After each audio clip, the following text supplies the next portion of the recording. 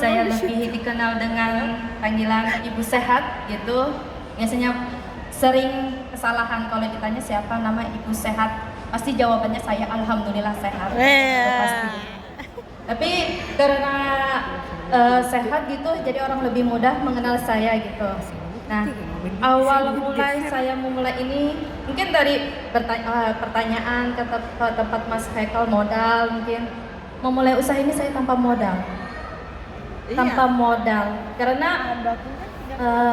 belum ada terpikir untuk ke arah kerajinan sih. Saya basicnya kan dulu sebagai guru honorer dari 2008 sampai 2019.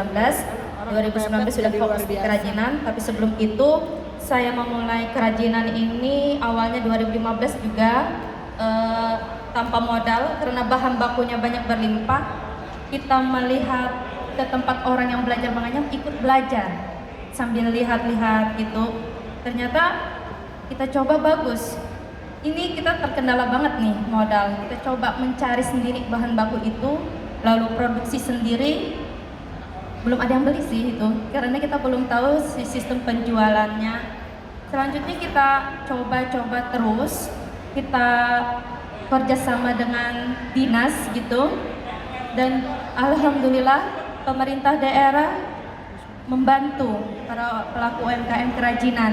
Setelah itu kita tambah semangat untuk melaksanakan, membuat kerajinan ini lebih berkembang, karena untuk kerajinan eceng gondok di Kabupaten Hulu Sungai Tengah saya satu-satunya gitu.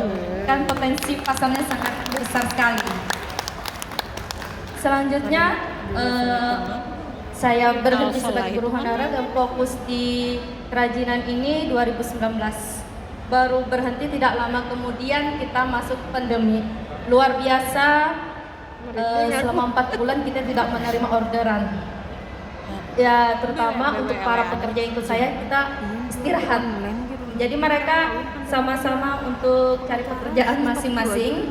Selanjutnya kita selama 4 bulan itu tidak ada mengalami pesanan segala dalam bentuk hal.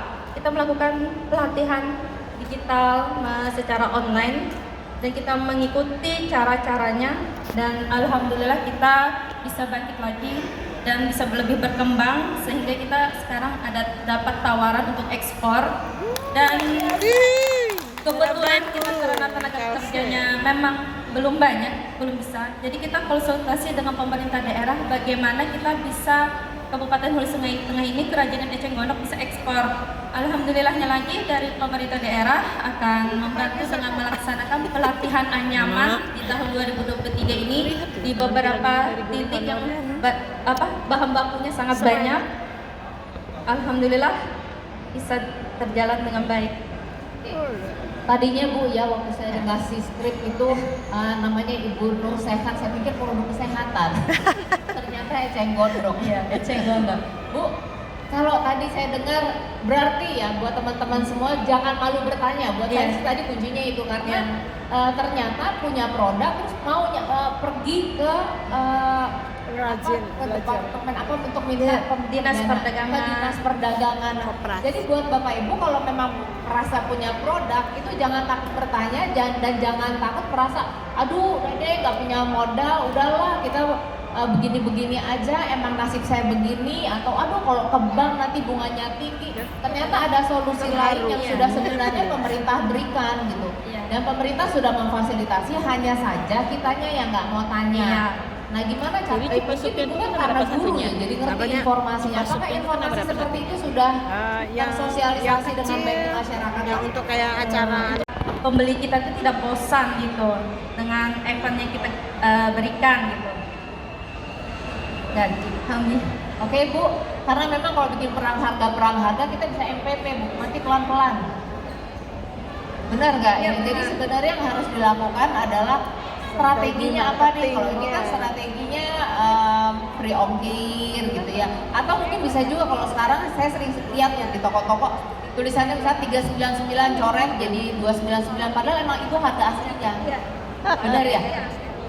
Jadi jangan pakai iklan. Oke, ada lagi yang mau tanya? Satu lagi, ada yang mau tanya? Ada yang mau tanya kah? Ya, Saya dengan mau cerita apa perbedaan produk yang Jogja kayak ya. Perbedaannya Bu, apa sih tadi Mbak Dila tanya, apa sih sebetulnya membedakan produk-produk ini kan banyak juga nih Banyak. eceng gondong. di luar negeri juga Apa ada. hebatnya gitu? Iya. Silakan.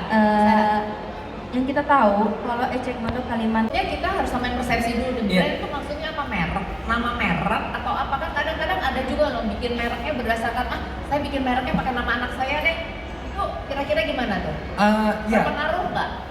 jadi gini sih, kalau mungkin saya fokus bahasnya fashion kali ya. Fashion ini penting banget untuk punya label sendiri, terus punya hang tag, terus packagingnya itu juga harus diperhatikan.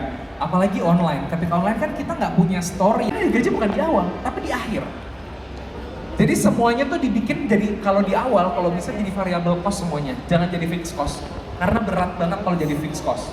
Kalau udah makin besar, rubahlah jadi fixed cost. Jadi yang tetap berapa. Tapi rumusnya di awal selalu variabel. Kalau bisa memang kita nggak punya beban terlalu besar. Itu Pak, semoga menjawab. Terima kasih Pak Koko. Pak Koko. Pak Koko ini baik sekali ya, dia bertanya untuk mendapatkan hadiah untuk istrinya. Nanti Pak, mampir di belakang ya. Boleh, tiap. Ya. Jadi sebetulnya Diskon. dengar ceritanya Haikal, semuanya tuh pasti bisa. When there is a will, there is a way, benar ya. Jadi jangan terlalu tahu, kadang-kadang ya yang bikin kita jadi nggak action karena terlalu ketakutan yang kita bikin sendiri kan. Aduh, saya tuh pengen tapi nggak ada ini, tapi nggak ini. Akhirnya apa? Kita memiliki mindset yang negatif dan akhirnya kita nggak berani berjalan. Nah kalau kita udah nggak jalan, gimana kita mau nyampe cita-citanya kita? Thank you Mas Haikal untuk Sama-sama. presentasinya. Tepuk tangan dong Bapak Ibu. Oke, hari ini Mas Haikal